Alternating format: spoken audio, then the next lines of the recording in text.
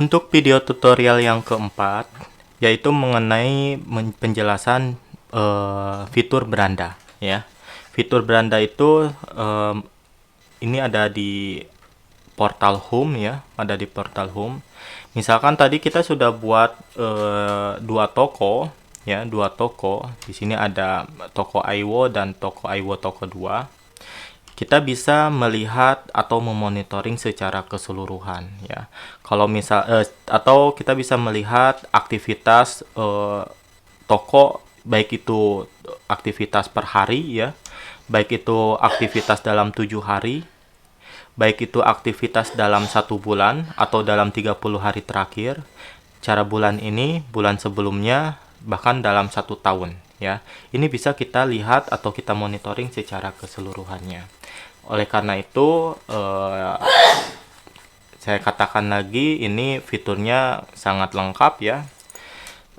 Untuk melihat secara keseluruhan, kita bisa melihat total pembelian kita itu berapa, total penjualan produk yang keluar itu berapa, pembelian jatuh tempo itu berapa, faktur jatuh tempo itu bagaimana. Itu nanti bisa kita monitoring secara keseluruhan. Kalau misalkan kita sudah ada aktivitas atau kegiatan toko, ini nanti akan terisi secara otomatis, ya. Kalau misalkan sudah dalam hari kemarin sudah ada penjualan, di sini sudah terisi otomatis penjualannya itu berapa. Nah, lalu di sini juga ada grafik, ya.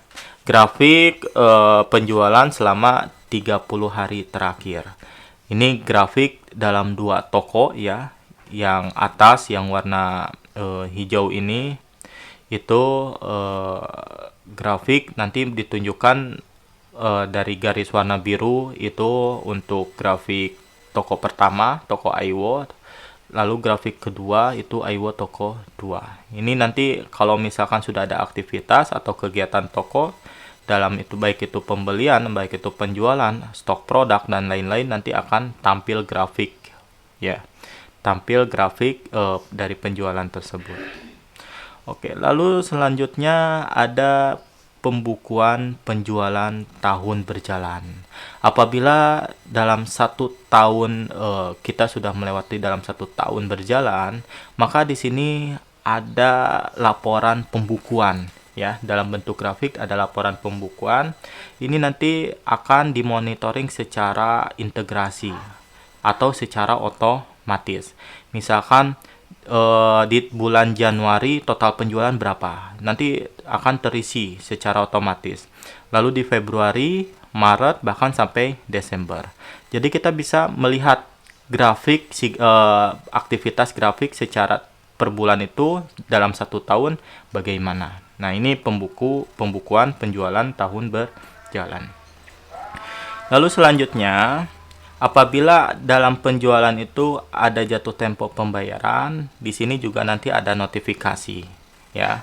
Ada notifikasi secara khusus.